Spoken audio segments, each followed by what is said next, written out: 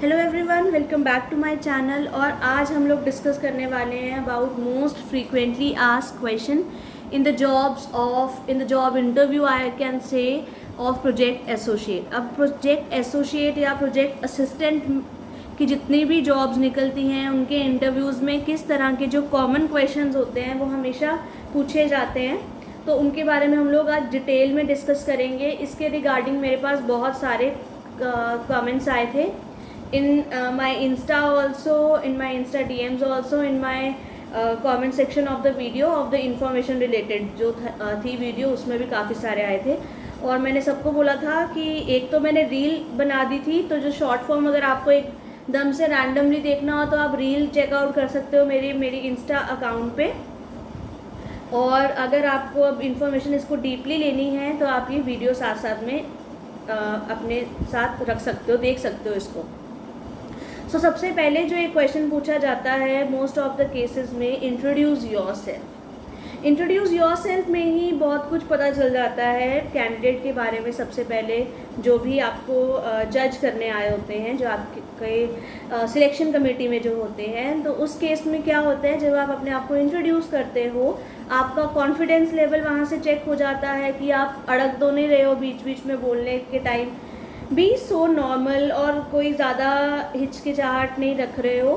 तो वो चीज़ें बेसिकली मतलब कि tell me something about yourself, है ना, इसमें ज़्यादातर चेक की जाती है। और मोस्ट प्रोबेबली बहुत कुछ इसी से चेक हो जाता है पहले ही एक पर्सन के बारे में।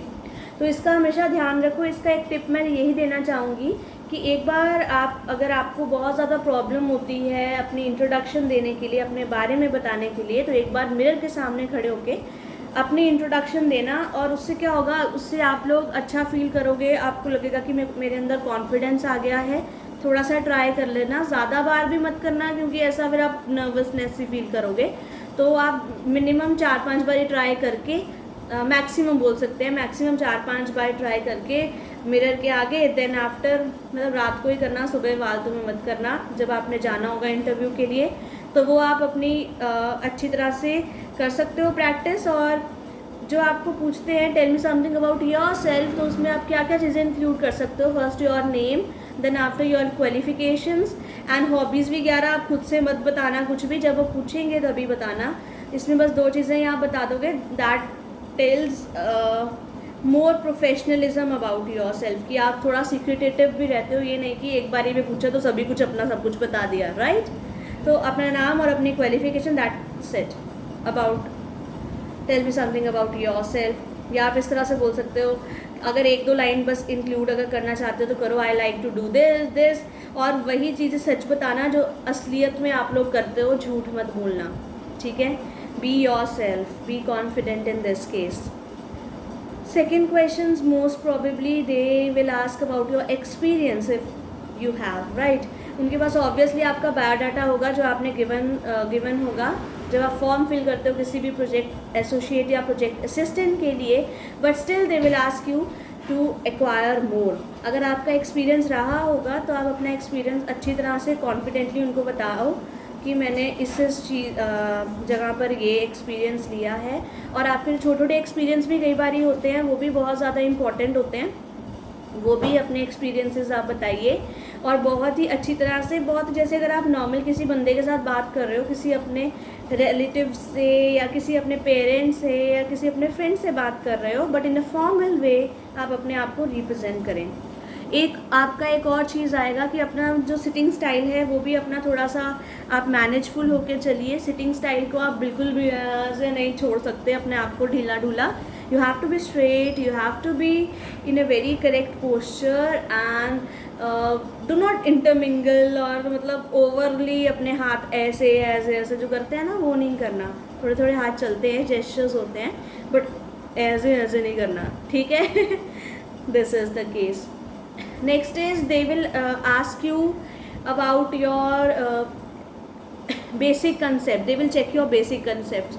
तो आपके जो भी आपका सब्जेक्ट है, जिस भी आपने पोस्ट के लिए अप्लाई किया था, जिस भी प्रोजेक्ट के लिए आपने अप्लाई किया था, उसके इर्द गिर्द जो बेसिक कंसेप्ट चलते हैं, सपोज आपने बायोटेक्नोलॉजी के किसी के लिए अप्लाई किया है, तो बायोटेक्नोलॉजी में जो बेसिक प्रिंसिपल्स होते हैं, बेसिक थ्योरी होती है जो 1-1, 2-2 लाइन्स की होती है, डेफिनेशंस है ना, छोटी छोटी चीज़ें बेसिक कंसेप्ट से वो पूछ सकते हैं। तो उसके लिए आप लोग रेडी रहिए, वो आपकी नॉलेज ही उसमें काम आएगी, उसमें और कोई कुछ नहीं कर पाएगा, आपने ही पढ़ना है उसको।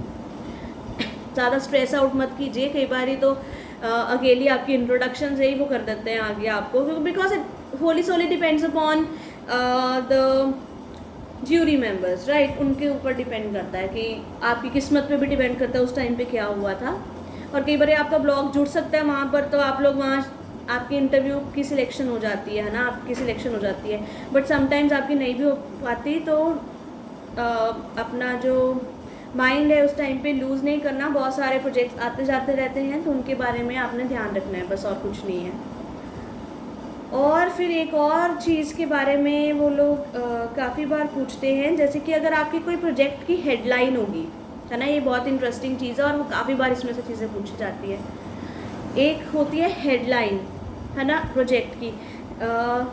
जैसे अगर समझ लो कि मैंने कोई रिसर्च प्रोजेक्ट किया था नॉड्यूलेशन ऑन लेग्यूमिनस प्लांट्स, तो उसमें क्या क्या टेक्निक्स मैंने यूज़ की थी उस टाइम पे, है ना।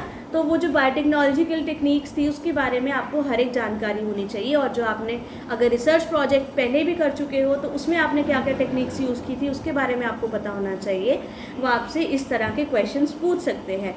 ये सारा का सारा जो इंटरव्यू का खेल होता है वो बस इसी के आर पार घूमता है, इससे अलावा और कहीं नहीं जाता। तो फोकस रखिए अपनी इंट्रोडक्शन पे, अपने आप को बिल्कुल लॉयल, ऑनेस्ट, कॉन्फिडेंट होके अपने आप को बताइए, अपने आप को प्रेजेंट कीजिए, और साथ में ये सब कुछ जो चीज़ें हैं बहुत इजीली फिर आपकी तरफ ग्रैब हो जाती है। और अपना एक पॉजिटिव एटीट्यूड रखें, जब आपसे क्वेश्चन पूछे उसमें अपना पॉजिटिव एटीट्यूड रख के बताइए, पॉजिटिव प्लस प्रैक्टिकल एप्लीकेबिलिटी। ये नहीं कि पॉजिटिव है तो आप मतलब फड़े ही मार दो वहाँ पर, कि इमेजिनेशन ही आपकी वहाँ पर सिर्फ चल रही है, दैट डजंट वर्क। वो सोचेंगे कि सिर्फ ये इमेजिनरी बंदा है ना। You have to be kept in mind कि ये सिर्फ इमेजिनेशन नहीं, प्रैक्टिकलिटी को भी आपने साथ में लेकर चलना है, ठीक है।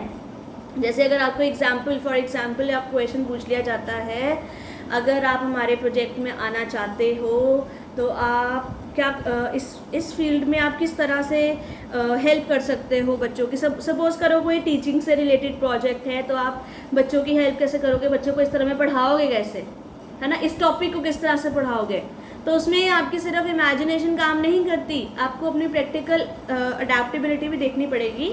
कि जैसे हमारी इंडियन सिचुएशंस हैं, अगर आप इंडिया का प्रोजेक्ट एसोसिएट या प्रोजेक्ट असिस्टेंट का इंटरव्यू दे रहे हो, तो उसके हिसाब से आप लो कॉस्ट में सब कुछ चीज़ें कर के किस तरह से अपना बना सकते हो।